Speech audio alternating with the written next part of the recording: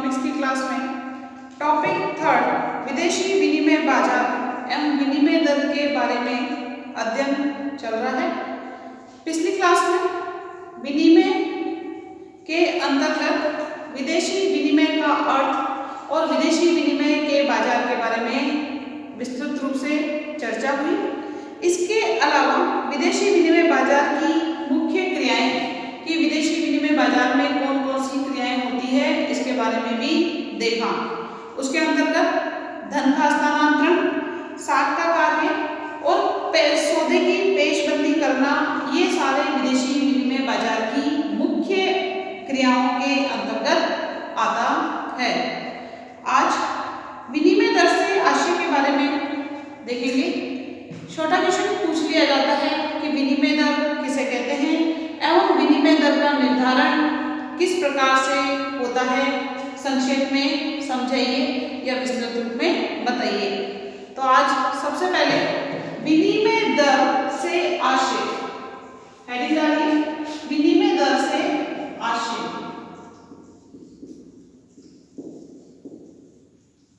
विनिमय का मतलब क्या होता है? लेन देन होता है। तो विनिमय दर से आशय या विनिमय दर किसे कहते हैं या विनिमय दर का अर्थ बताइए। सभी एक ही बात है।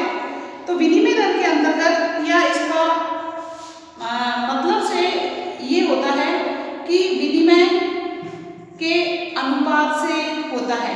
कहने का मतलब एक राष्ट्र की मुद्रा का दूसरे राष्ट्र की मुद्रा के बदले विनिमय होना ही विनिमय दर कहलाता है। एक देश की मुद्रा को देकर उसके बदले में जितनी मुद्रा प्राप्त की जाती है वो आपकी विनिमय दर कहलाती है। जैसे कि $1 बराबर 60 रुपए है। $1 बराबर 60 रुपए है। कहने का मतलब अगर हमें डॉलर की आवश्यकता है विदेशी वस्तु प्राप्त करने के बदले उसका भुगतान करने के लिए, तो हमें 60 रुपए देने पड़ेंगे, तभी हमें $1 प्राप्त हो सकता है। इसे ही विनिमय दर कहा जाता है। तो आप इसकी इक्वेशन, इसकी जो है परिभाषा वो लिख लीजिए।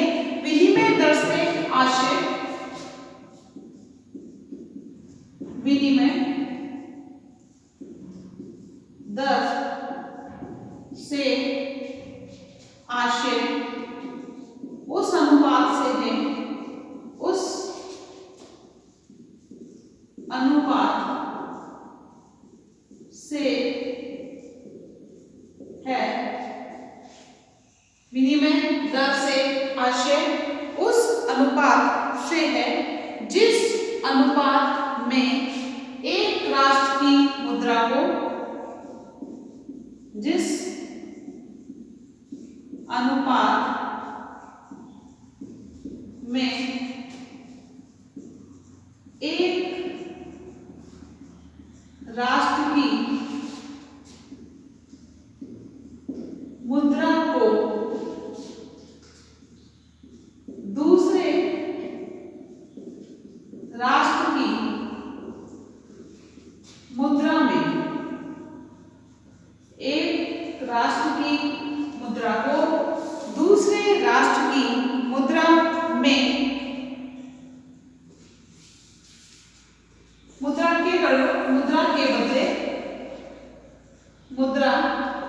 के बदले विनिमय कोष्टक में कर लीजिए लेन देन। विनिमय का मतलब क्या होता है? लेन देन किया जाता है।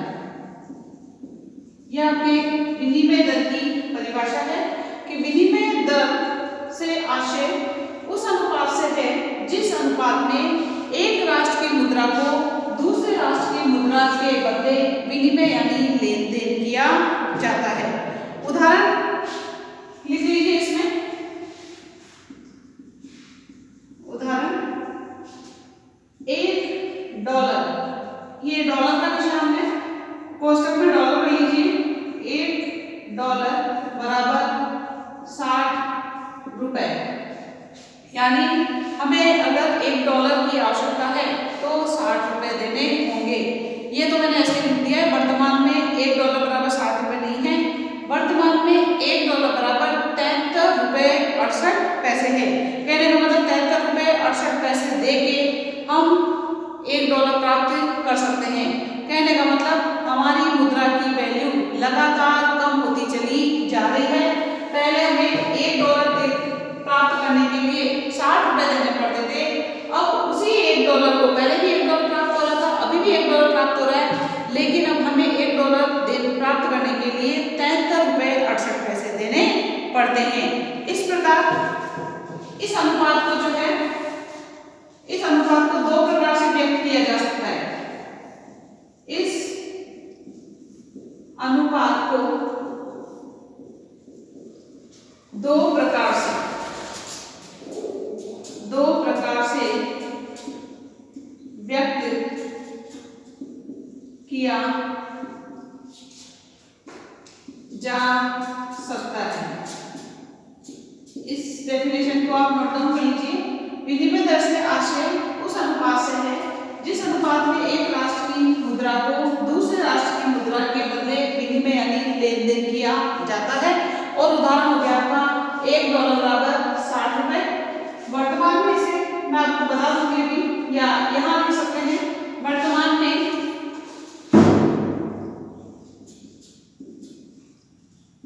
विनिमय दर जो है $1 बराबर 73 रुपीज 73.68 रुपए वर्तमान। अब ये जो अनुपात है विनिमय दर का, इसको दो प्रकार से व्यक्त कर सकते हैं। या तो $1 बराबर 60 रुपये कर लो, या 60 रुपये बराबर 0.016। फर्स्ट तो हो गया आपका $1 बराबर 60 रुपये। सेकंड है 60 रुपये बराबर 0.016। आप जैसे ही $1 में 60 का भाग लगाओगे तो आपकी जो आएगी 0.01666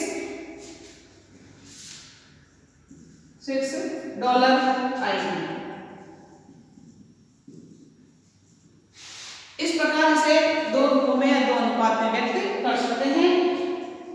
इसको नोट डाउन कर लीजिए या स्क्रीनशॉट ले लीजिए। इसके अलावा अलग अलग अर्थशास्त्रियों के द्वारा विनिमय दर की परिभाषाएं दी गई है, उसके बारे में देखेंगे। जब विनिमय दर से संबंधित क्वेश्चन आएगा तो आपको एक दो अर्थशास्त्रियों की परिभाषाएं भी देनी होगी। प्रोफेसर काउथर जो है, जो कि प्रसिद्ध अर्थशास्त्री हैं, उनके अनुसार विनिमय दर की परिभाषा क्या है उसके बारे में चर्चा करेंगे। एक साथ में ये भी वर्तमान में $1 बराबर 73.68 रुपए है, यानी अब हम $1 प्राप्त करने के लिए हमें 73.68 रुपए देने पड़ते हैं।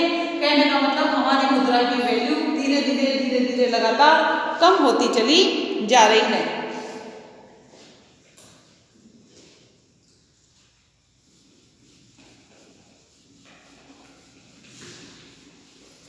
विनिमय दर की परिभाषा विभिन्न अर्थशास्त्रियों के द्वारा जो दी गई है उसके बारे में देखेंगे।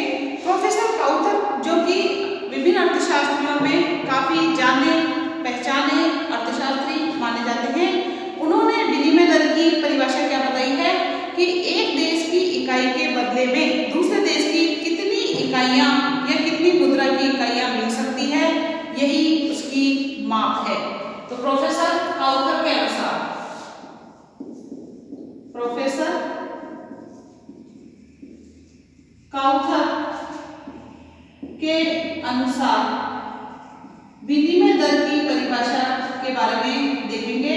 और जो भी परिभाषाएं अर्थशास्त्रियों के द्वारा दी जाती है उनको मैंने आपको बताया कि इन्वर्टेड कोमा में लिखना है। तो इसमें लिखिए विनिमय दर एक देश की इकाई के बदले में विनिमय दर एक देश की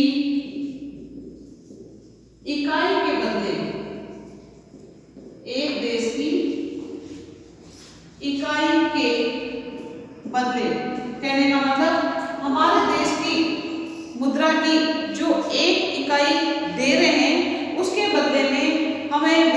मुद्रा कितनी प्राप्त हो रही है।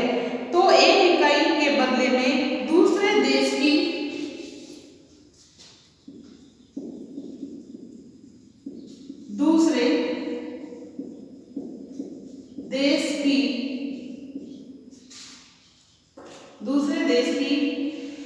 मुद्रा की इकाइयां, दूसरे देश की जो है कितनी मुद्रा की इकाइयां मिलती है, कितनी मुद्रा की इकाइयां मिलती है या प्राप्त होती है, बात एक ही है।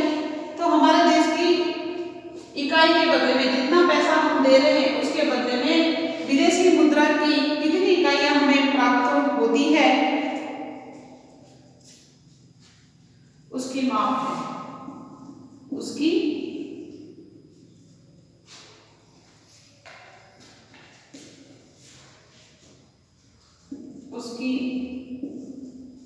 माप है। क्या विनिमय दर मिलती है या मिल सकती है, कुछ भी कर सकते हो आप, इसमें कोई दिक्कत नहीं है।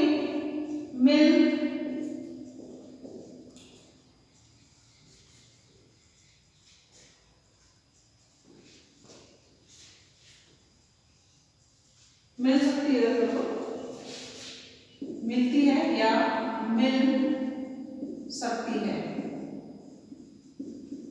उसकी माप की विनिमय दर है। इस प्रकार ये प्रोफेसर काउथर के द्वारा दी गई परिभाषा है, इसको आपको एज इट इज लिखनी है। इसी प्रकार प्रोफेसर हेंस है, वो ये कहते हैं विनिमय दर के बारे में कि विनिमय दर एक देश की मुद्रा इकाई की दूसरे देश की मुद्रा में कीमत है। तो प्रोफेसर हेंस के अनुसार परिभाषा लिखिए। प्रोफेसर हेंस के अनुसार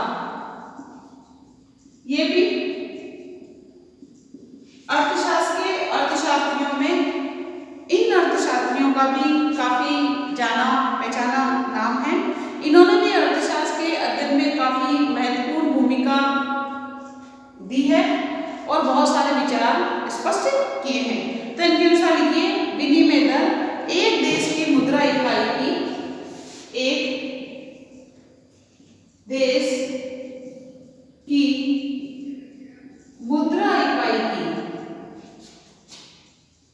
एक देश की मुद्रा इकाई की, कहने का मतलब एक देश की जो मुद्रा की इकाई है दूसरे देश की मुद्रा की,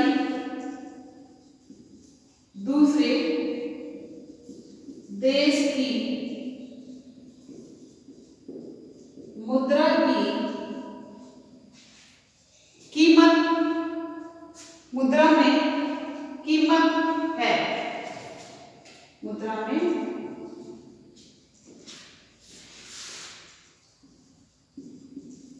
कीमत जो प्राइस होती है उसको बोला जाता है। तो कीमत है, यह आपकी प्रोफेसर हेंस के द्वारा दी गई परिभाषा है। इसको भी आपको इन्वर्टेड कोमा में करना है। प्रोफेसर हेंस के अनुसार एक देश की मुद्रा इकाई की दूसरे देश की मुद्रा में कीमत है, कहने का मतलब हमें दूसरे देश की मुद्रा की एक इकाई प्राप्त करने के लिए हमारे देश की मुद्रा कितनी मात्रा में देनी होती है या कितनी मुद्रा हम उस देश की एक इकाई प्राप्त करने के लिए दे रहे हैं, इनके अनुसार ये परिभाषा है। इसको आप नोट डाउन कर लीजिए, स्क्रीनशॉट ले लीजिए। ये दो परिभाषाएं बहुत है विनिमय दर के अर्थ के सापेक्ष में।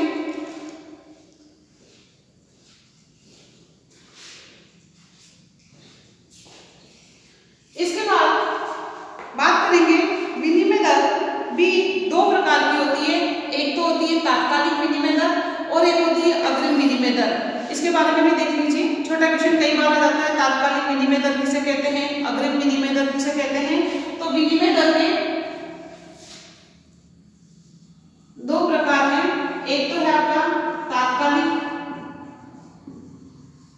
विनिमय दर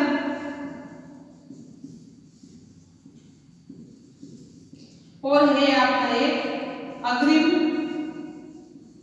विनिमय दर।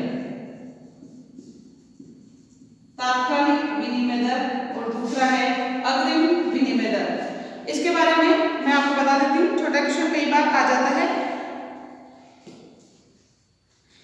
तात्कालिक विनिमय दर क्या होता है? नाम से स्पष्ट है, तात्कालिक का मतलब उसी समय।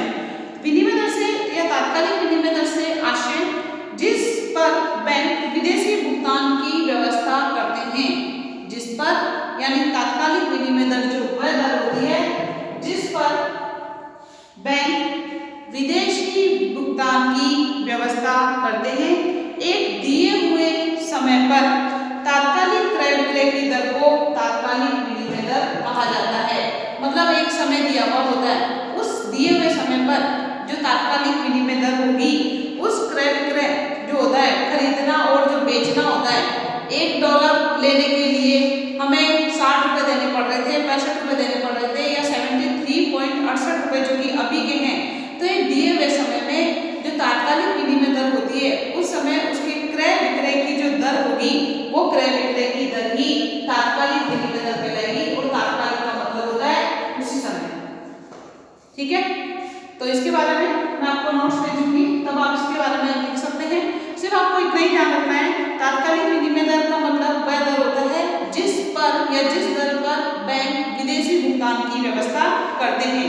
कहने का मतलब अगर हमने कोई वस्तु विदेशों से आयात की है और हमें उसका पेमेंट करना है, अब पेमेंट 2 महीने बाद करना है, 3 महीने बाद करना है, 4 महीने बाद करना है या 6 महीने बाद करना है, तो जिस समय हम उसका भुगतान करेंगे उस समय डॉलर का रुपए में जो विनिमय दर होगी, जिस समय भुगतान किया जाएगा उस समय का खरीदने और जो बेचने की जो दर होगी वो आपकी तात्कालिक विनिमय दर कहलाएगी। जैसे आप कोई भी बाजार में कोई चीज लेने जाते हो, जैसे बात करते हैं अपन अगर आप सोना खरीदना जाना चाहते हो या सोना खरीदना चाहते हो या बनवाना चाहते हो, इस समय मान लो उसकी प्राइस बहुत ज़्यादा है और अभी आप नहीं खरीदना चाहते, आपका मानस है कि मुझे खरीदना है, तो जिस समय आप खरीदोगे 2 महीने बाद 3 महीने बाद, तो उस सोने की कीमत जो उस समय होगी वो ही भुगतान उसी राशि का जो है या उसी दर पर उसका भुगतान किया जाएगा। तो इसमें भी यही है कि जब हम वस्तुओं का आयात करते हैं और उस समय हम पेमेंट नहीं कर रहे हैं, जब इसका पेमेंट किया जाएगा एक अवधि के बाद, तो यह हो सकता है कई बार जो है उसी समय भी कर दे, तो उस समय जो विनिमय दर की जो लेन देन होगी, खरीदने और बेचने की जो विनिमय दर होगी, उस दर पर बैंक पेमेंट करता है, विदेशी भुगतान की व्यवस्था करता है, वो ही आपकी तात्कालिक विनिमय दर कहलाती है। अग्रिम विनिमय दर की बात करते हैं तो भविष्य में क्रय विक्रय अथवा भविष्य में विदेशी विनिमय की प्राप्ति हेतु किए जाने वाले सौदों की दर अग्रिम विनिमय दर के द्वारा संबोधित की जाती है। अग्रिम का मतलब होता है आने वाले समय में, और आने वाला समय क्या होता है? भविष्य होता है। तो भविष्य के लिए क्रय विक्रय अथवा भविष्य से विदेशी विनिमय की प्राप्ति हेतु किए जाने वाले सौदे की जो दर होगी कि इन फ्यूचर इतना हो सकता है और इतना होने वाला जो दर होगी वो आपकी अग्रिम विनिमय दर के अंतर्गत आएगा। और अग्रिम का मतलब होता है भविष्य में और तात्कालिक का मतलब होता है उस समय। इस प्रकार इन दोनों में अंतर आपको पता चल जाएगा कि भविष्य में से संबंधित जो क्रय विक्रय किया जाता है जिस दर पर, वो आपकी अग्रिम के लिए होती है, और जिस समय बैंक विदेशी भुगतान की व्यवस्था करता है उस समय जब भुगतान किया जाता है तो वो क्रय विक्रय जो होगा वो आपका तात्कालिक विनिमय दर के अंतर्गत आएगा। इसको आप लिख लीजिए या स्क्रीनशॉट ले लीजिए। इसके बाद विदेशी विनिमय दर के निर्धारण के बारे में चर्चा की जाएगी। कई बार क्वेश्चन आता है विदेशी विनिमय दर का निर्धारण, विदेशी विनिमय दर किसे कहते हैं या विनिमय दर किसे कहते हैं, और साथ में इसका निर्धारण किस प्रकार से होता है बताइए। क्वेश्चंस आते हैं। नेक्स्ट देखिए विनिमय दर का निर्धारण।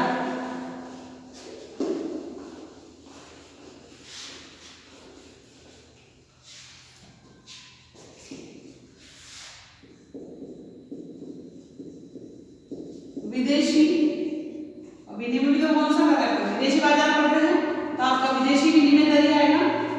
विदेशी विनिमय दर का निर्धारण, विदेशी विनिमय दर का निर्धारण उसी प्रकार से होता है जिस प्रकार से बाजार में वस्तु की कीमत मांग और पूर्ति के द्वारा। तो आंतरिक बाजार में वस्तु का मूल्य निर्धारण जिस प्रकार से उसकी मांग और पूर्ति की शक्तियों के द्वारा होता है, इसी प्रकार विदेशी विनिमय बाजार में भी विदेशी विनिमय दर का निर्धारण कहाँ पर होगा? विदेशी विनिमय बाजार में, जहाँ पर बहुत सारे देशों की करेंसियां होती है, बहुत सारे देश से जो जिस देश की हमें मुद्रा चाहिए हम अपनी मुद्रा देकर उस देश की मुद्रा प्राप्त कर सकते हैं। कहने का मतलब जहाँ पर बहुत विभिन्न देशों की मुद्राओं का क्रय विक्रय किया जाता है वो आपका विदेशी विनिमय बाजार कहलाता है। तो उसकी मांग व पूर्ति के आधार पर ही होता है। विदेशी विनिमय दर का जो मापन है वो मापन किसमें किया जाता है? करेंसी में। विदेशी विनिमय दर का मापन किसमें होगा? करेंसी में। और एक देश की करेंसी उसकी मुद्रा होती है। हमारे देश की करेंसी की बात करते हैं तो हमारे देश की करेंसी में नोट और सिक्के दोनों ही आते हैं, क्योंकि नोट और सिक्के ही मुद्रा के रूप में प्रचलित है, जिनका विनिमय दर दूसरे देश की करेंसी के द्वारा किया जाता है। तो हमारे देश की जो करेंसी होगी उसका विनिमय दूसरे देश की करेंसी के द्वारा किया जाएगा, यही आपका विदेशी विनिमय कहलाता है। एक स्वतंत्र बाजार की अगर अपन बात करते हैं तो स्वतंत्र बाजार में सरकारी हस्तक्षेप नहीं होता है। कहने का मतलब सरकार के द्वारा किसी प्रकार का कोई भी हस्तक्षेप नहीं किया जाता है। विदेशी विनिमय दर का जो निर्धारण होगा वो मांग और पूर्ति की प्रतियोगी शक्तियों के द्वारा होता है, और जहां पर दोनों एक दूसरे के बिंदु जहां पर मांग वक्र पूर्ति वक्र को काटते हैं, विदेशी मुद्रा की मांग और विदेशी मुद्रा की पूर्ति के द्वारा जब दोनों के कटान बिंदु पर विनिमय दर की कीमत और विनिमय जो विदेशी मुद्रा की मांग और पूर्ति है उसका निर्धारण किया जाता है। इसको चित्र के द्वारा स्पष्ट किया जाएगा। देखिए इसमें प्रस्तुत चित्र में वही आपका एक्स अक्ष है, ये आपका 0 है और ये आपका वाई अक्ष है। जो वाई अक्ष है यहाँ पर विनिमय दर आएगी, क्या आएगी? विनिमय दर जो निर्धारित होगी, जैसे $1 बराबर अभी 73 रुपये 68 पैसे है। पहले $1 बराबर 60 रुपये थे, 65 रुपये थे, ऐसे कर करके जो ये विनिमय दर निर्धारित हो रही है वो बाजार में विदेशी विनिमय बाजार में मुद्रा की मांग और पूर्ति के संतुलन से निर्धारित होती है। ये आपका डीडी वक्र है और ये आपका एसएस वक्र है। डीडी वक्र और एसएस वक्र, इन दोनों के कटान बिंदु से संतुलन जो हुआ है वो आपका ई बिंदु पर होता है और मात्रा निर्धारित होती है वो होती है क्यू बिंदु पर, और ये हो गया आपका आर। वाई एक्स जो है यहाँ पर विदेशी मुद्रा की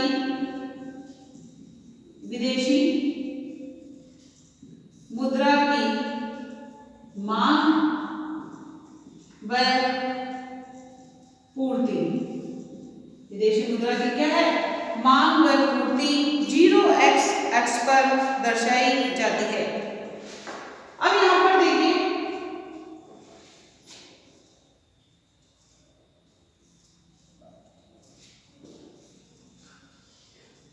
डीडी वक्र और एसएस वक्र के कटान बिंदु पर जो संतुलन का निर्धारण हुआ है, इसमें डायग्राम के वर्णन के बारे में मैं बता देती हूँ।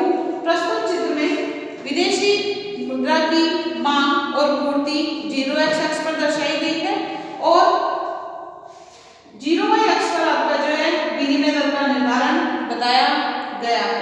दोनों के कटान बिंदु से जो कि संतुलन बिंदु ई पर होता है, विनिमय दर का निर्धारण होता है आपका आर या 0r। इसके बाद तब यहाँ पर मांग और पूर्ति दोनों बराबर है और विनिमय दर आपकी OR हो गई।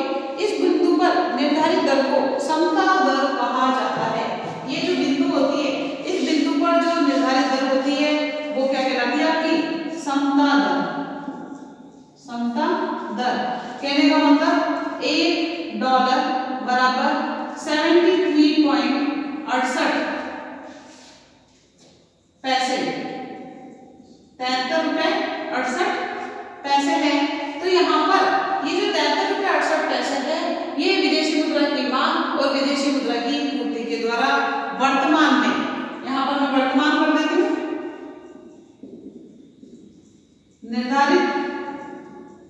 हुई है।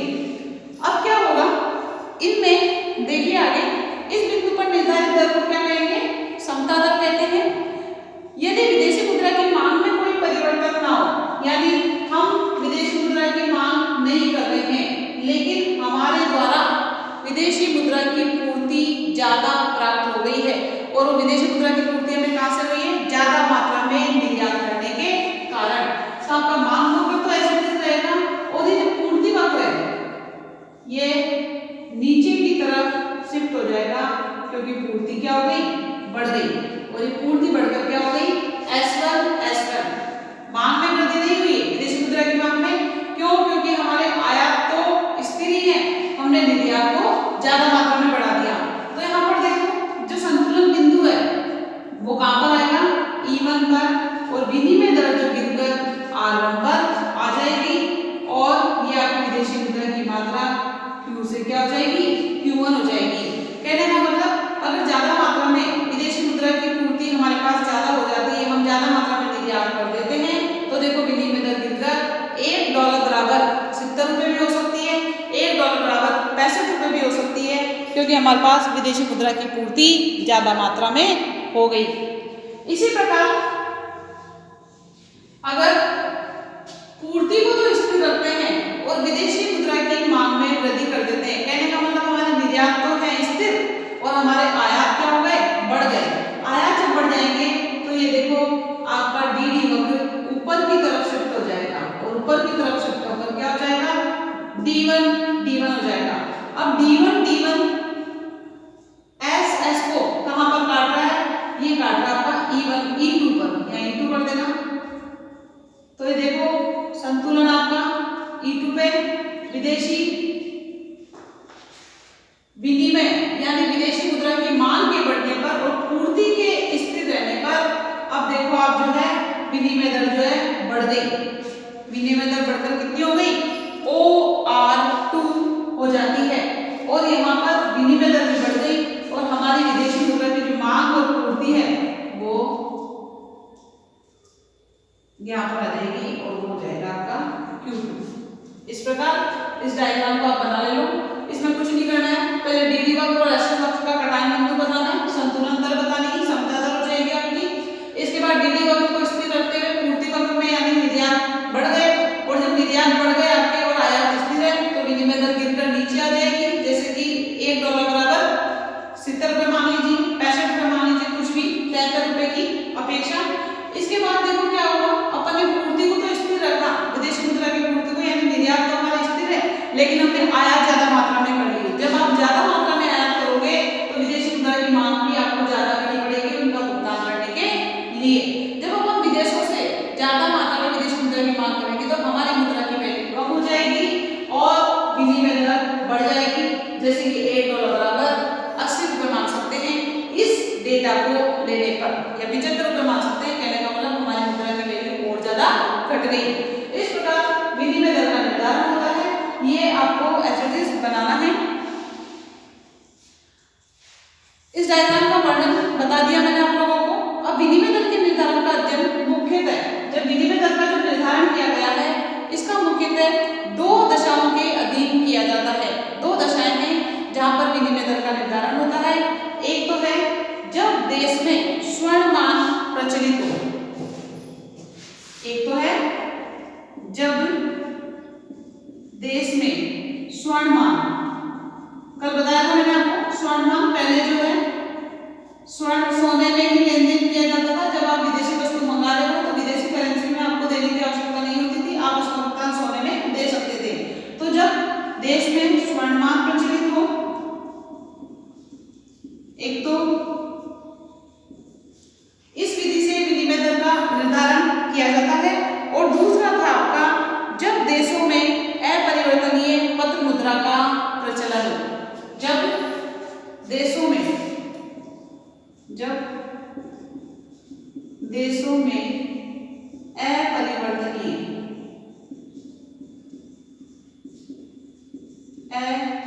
अपरिवर्तनीय पत्र मुद्रा का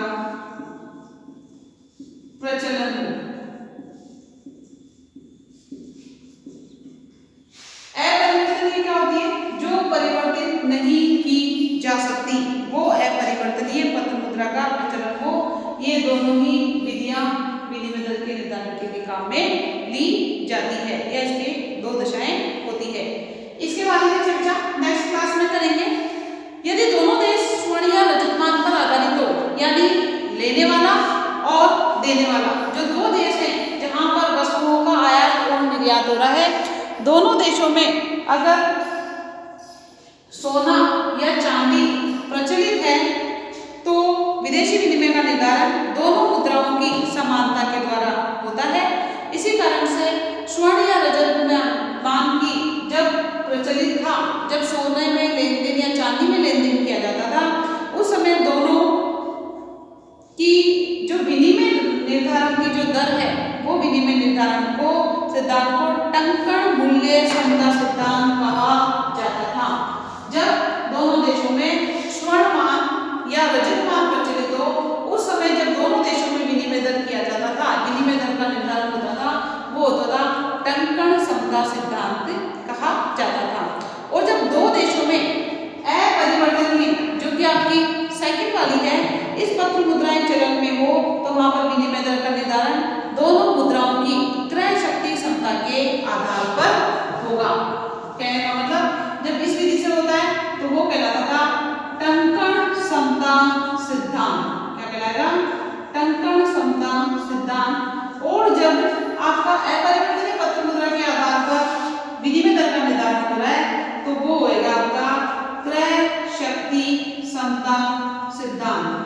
क्रय शक्ति समता सिद्धांत, इन दोनों के द्वारा जो है, जब स्वर्णमान प्रचलित हो या रजत मान भी कर लीजिए साथ में, रजत मान जिसको चांदी बोलते हैं, तो ये टंकण समता सिद्धांत कहा जाता है। और जब अपरिवर्तनीय पत्र मुद्रा का प्रचलन हो तो उसे क्रय शक्ति समता सिद्धांत कहा जाएगा, जिसके बारे में कल चर्चा की जाएगी नेक्स्ट क्लास में। इसको आप स्क्रीनशॉट ले लीजिए, नोट डाउन कर लीजिए।